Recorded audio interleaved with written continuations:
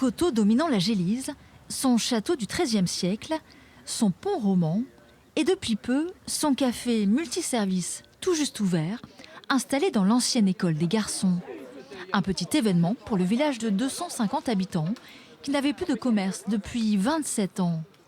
Aux manettes de la petite boutique, Katia, la gérante, et Joanne, deux nordistes séduites par le Lot-et-Garonne et ses habitants.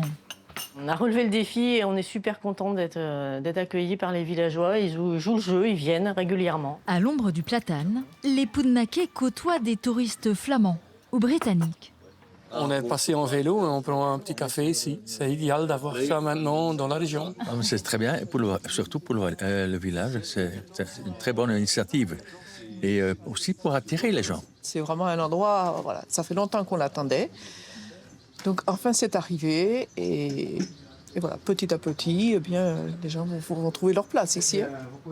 Café donc, mais aussi épicerie, point presse ou dépôt de pain.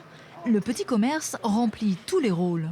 Pour le maire de la commune, c'est l'aboutissement d'un combat de longue haleine. Et les nouvelles sont bonnes? Oui, ça va. L'important, c'est de se retrouver. Vous voyez, les gens sont à la terrasse d'un café, donc ils discutent ensemble, ils passent un moment, et y compris dans l'après-midi. Et ça permet, vous savez, on a beau être dans un petit village, les gens se retrouvent. Quand il n'y a pas un lieu de rencontre, les gens ne se retrouvent que lors de la fête du village.